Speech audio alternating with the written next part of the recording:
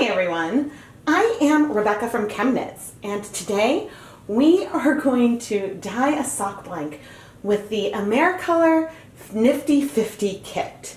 And today we are going to use 49 different pre-mixed food coloring colors on one blank. And through this, maybe they'll blend together a little bit. Maybe we'll be able to see how similar or different the different colors are. But either way, I think that we will have a lot of fun. There are many ways I considered doing this project. And while I might go back at some point and do this with actual like a foam brush to actually paint on the different colors in a more ordered manner, I want to try adding a drop of each of these colors in a low immersion setting. So they may spread out, we might see a little bit of breaking. There's a lot more questions here. But, what's going to happen if in low immersion we add 49 different colors together? Why 49? The white color in this kit, I'm sure, is super useful if you want to make a buttercream, some kind of frosting more white. But the titanium dioxide that is this bright white food coloring will not do anything on yarn and just will create more washing in the end. So I will leave a blank spot where I would have otherwise put this white color.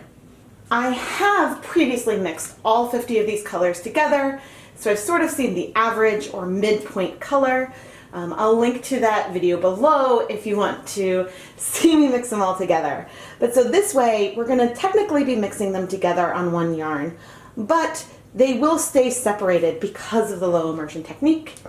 So I'm curious to see what we'll end up with. First, I am going to pre-soak the blank in some plain tap water for at least 30 minutes so it is nice and saturated. The blanks we are using today are Knit Picks Stroll Fingering Blanks. These blanks contain 2 strands of 75% superwash merino, 25% nylon, fingering weight sock yarn knit together. So that way when you unravel it, you will have 2 matched 50-gram balls of yarn. Here in my steam pan, I have added just 2 cups of water, but I am going to add 4 tablespoons of white vinegar. This is a pretty high concentration of acid, but I want the colors to start striking pretty quickly to where I add them on our blank. This steam pan is on top of my stove top. We're on top of 2 different burners, so the heat isn't perfectly even, but does a reasonable job. You can find my affiliate link to Amazon in the video description. This is a dedicated dye pan and I use it with commercial dyes. Therefore, even though I'm using food coloring today, all of the tools that I am using in this video are my dedicated non-food equipment. Now let's add our pre-soaked blank.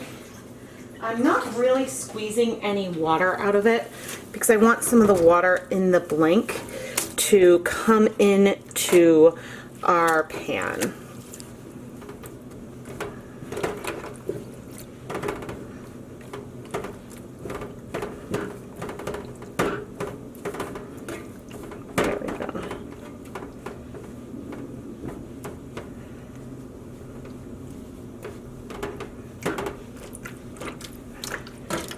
Alright, now that's all laid out, there are some sections that are clearly above the water, some sections that aren't, but as we add the colors, they will still spread, but the area with which they have to spread might be smaller.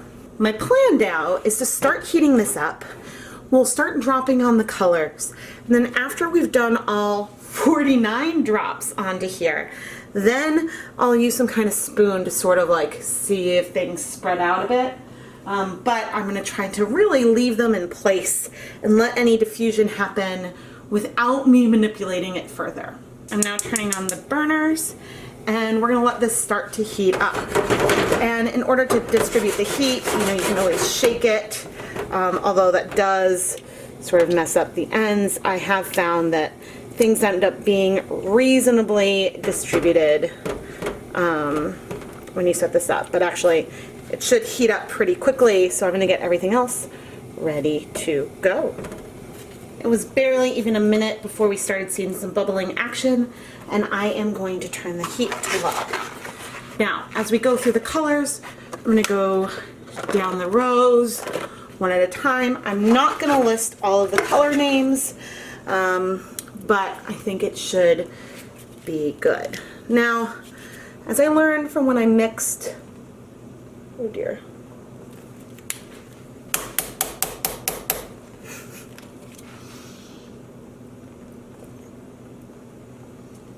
Well, that's a big drop. As I learned from when I mixed all 50 colors together, these have wildly varying size drops. So I am going to do the very best that I can.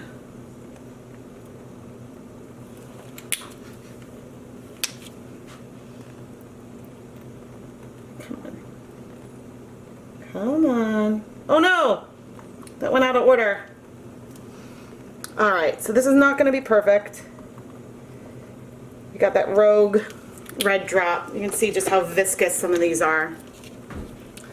I am going to go ahead and speed this up. And yeah, when I've got all the drops, I'll come back. 1, 2, 3, 4.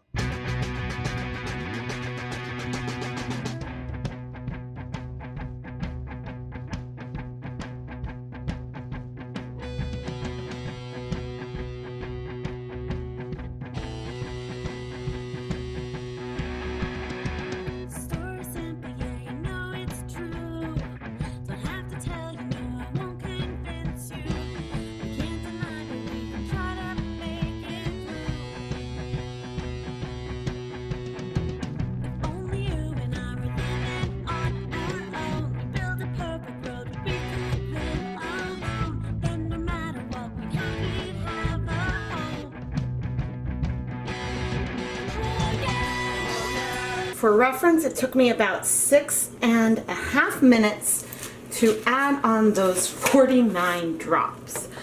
Now, the problem with the Americolor food coloring colors is that they are so thick that it can be really hard to add the drops.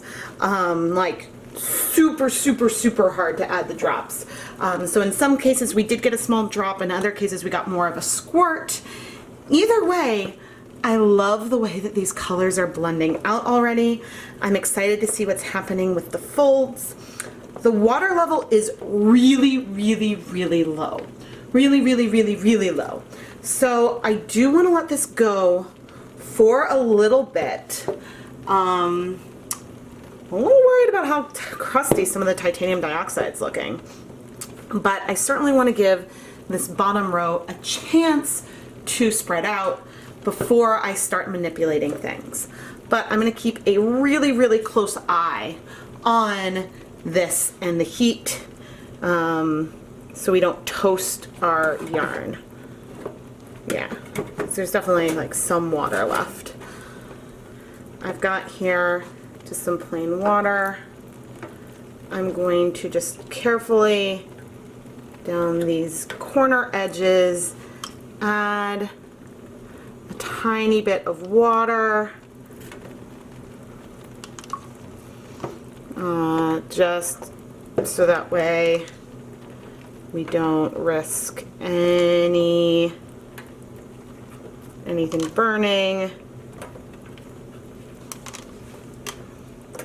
Yeah, just slowly add, and I've sort of lost track, but that makes me feel a little more confident about our water level. Now, one other thing I've really wanted to do with this kit is sort of arrange all 50 colors and use a paintbrush to actually paint streaks with all 50 colors in a way that would allow me to pick up maybe a similar amount of pigment of each one, so then it wouldn't be as dependent on the drop size, and I could create something a little less random and a little more ordered. So that is certainly an idea that has been in the back of my head with the blank, and that I hope to do at some point. But I'm pretty excited with how this is looking. So Anyway, I think I'm going to cover this with some tin foil to trap some of the heat in. Just lightly cover it, just to keep some of that water from evaporating, and we'll come back in 5 minutes and take a close look. And my heat is on the lowest setting. The 5 minutes are up, and ooh, pretty. This color doesn't really have a lot coming out of it, and I think that's because that one is, oh funny, not even the palest, but it is ash. It's one of the pale grays.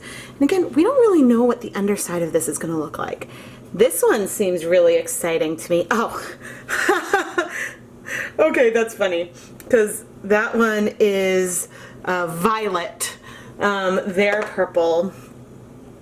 And here's the navy, which is the only color I think in the set that has blue number 2.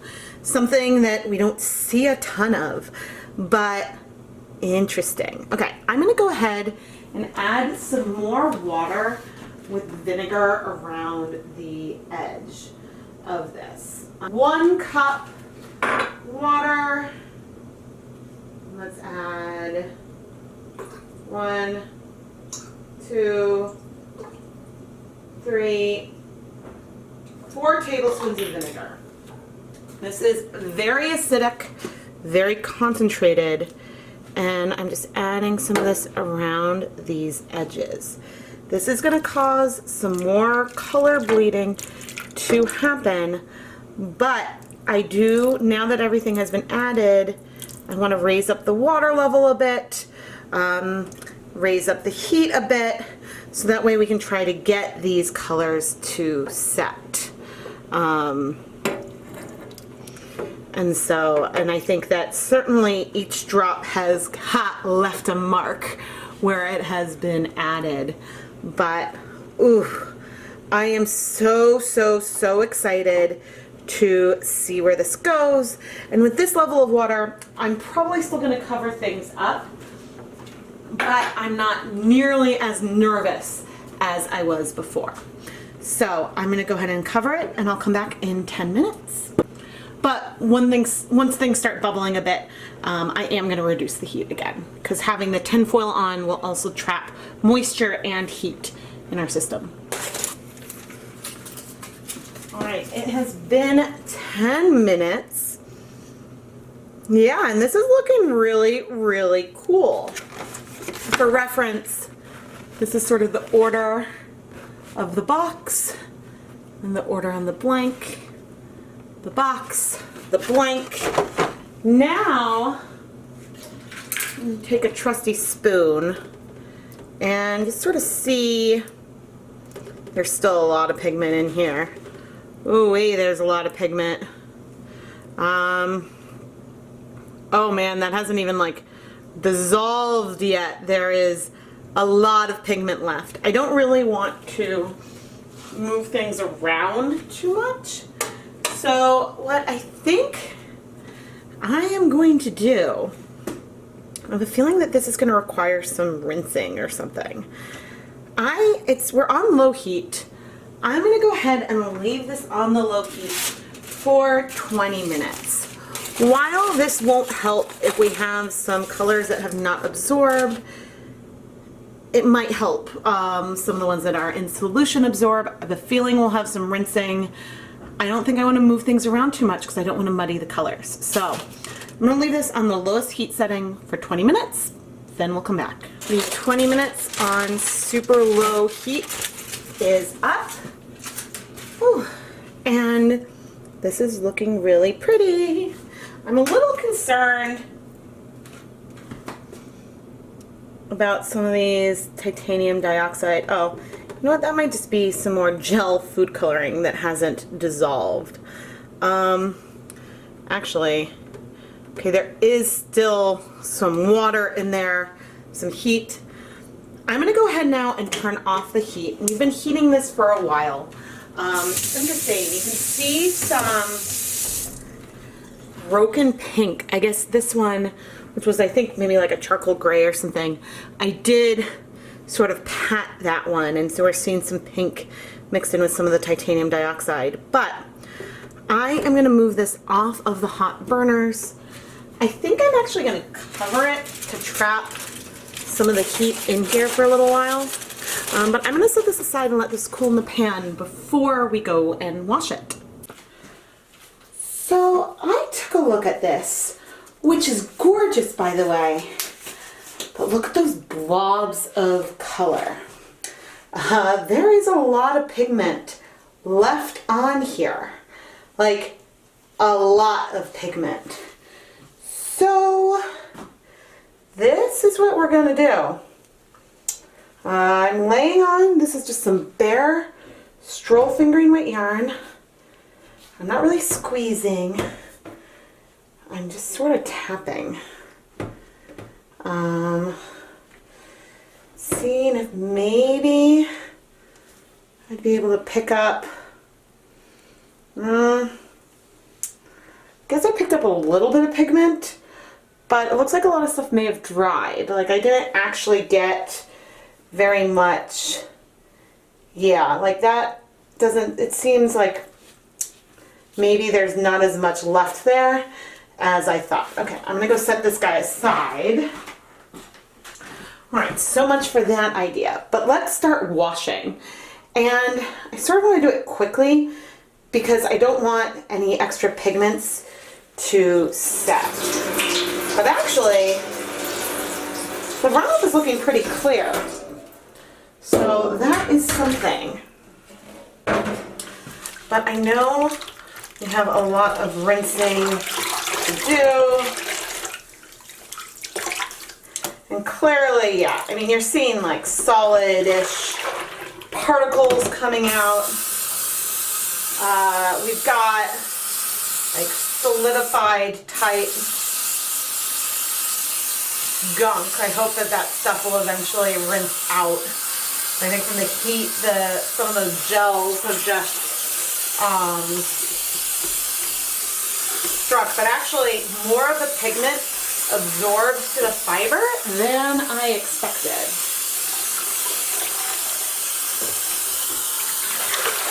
Alright, we're going in and adding some dish soap. I'm also adding some warm water to this because otherwise my hands are going to get really, really cold. I'm trying to see if these spots feel sort of gunky, and maybe they do, unfortunately. Maybe the stuff was just on there a bit too long. We are seeing some more bleeding. I mean, this is beautiful. There was a lot of color on there. Okay, those ones I'm like looking through. And, I mean, I think we're going to have a lot of rinsing to do, but ultimately, some of these areas where I think that there was more titanium dioxide, it seems to be just coming off, which is good. I did a video that I'm not entirely sure on my release order, but I did a video with, what do you call them?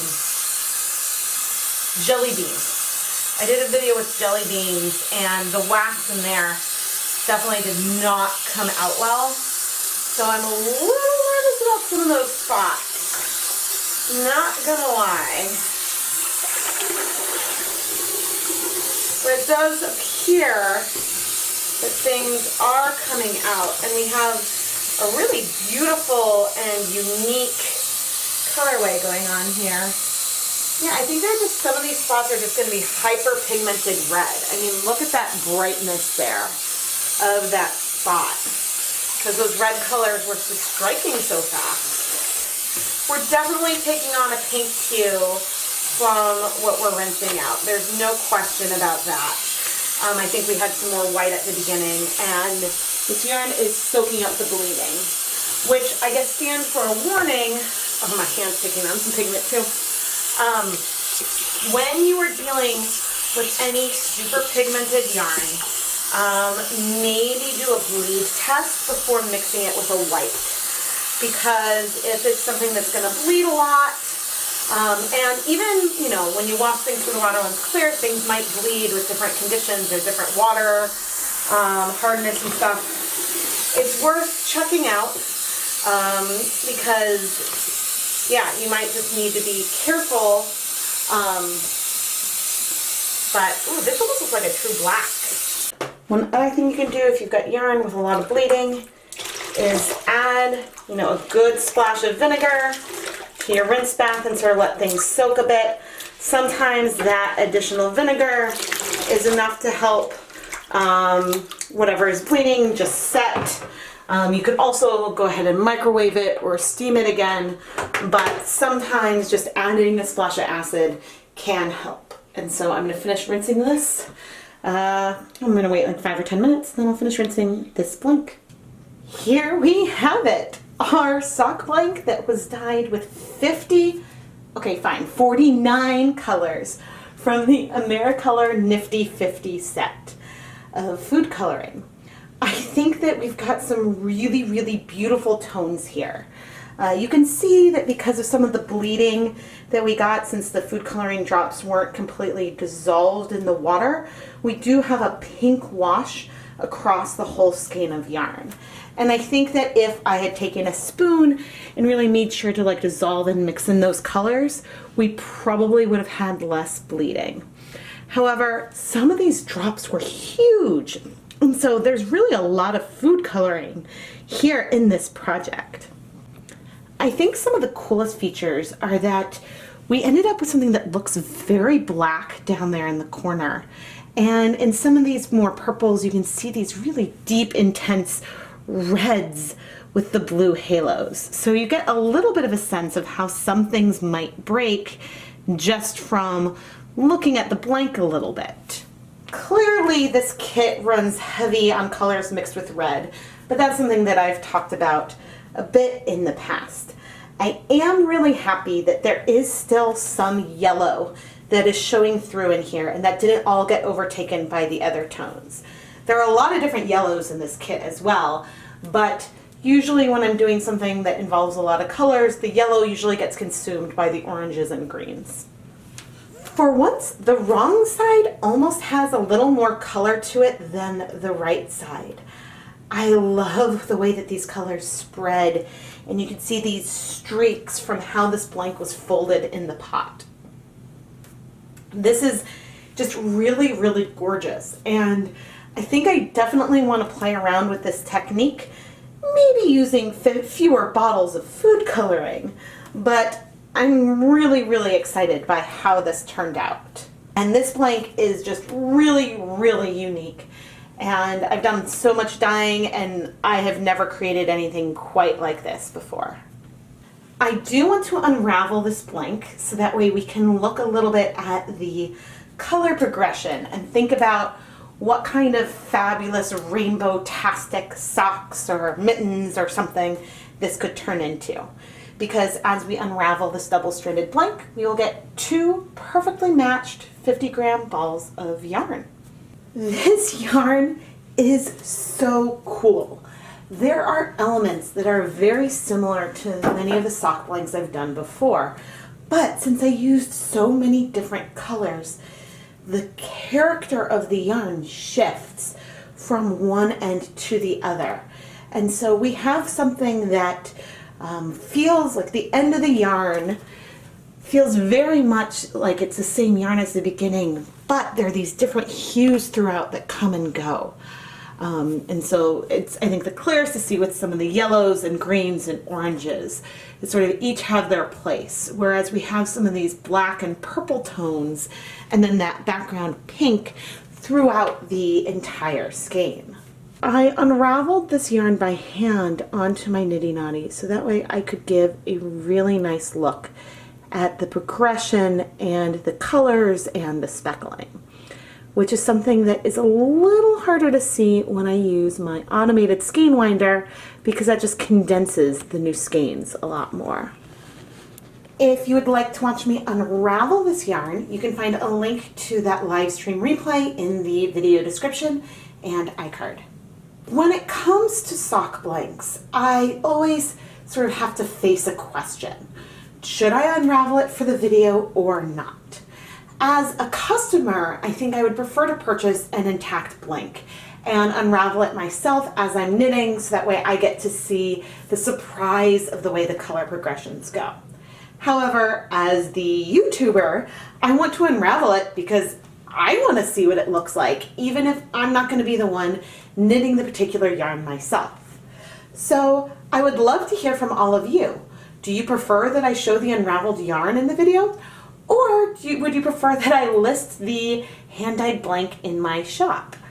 I plan to do a mixture of this going forward, or in the case like in the first video of the year, maybe do a little bit of each and maybe do 2 blanks, unravel 1, and keep 1 intact.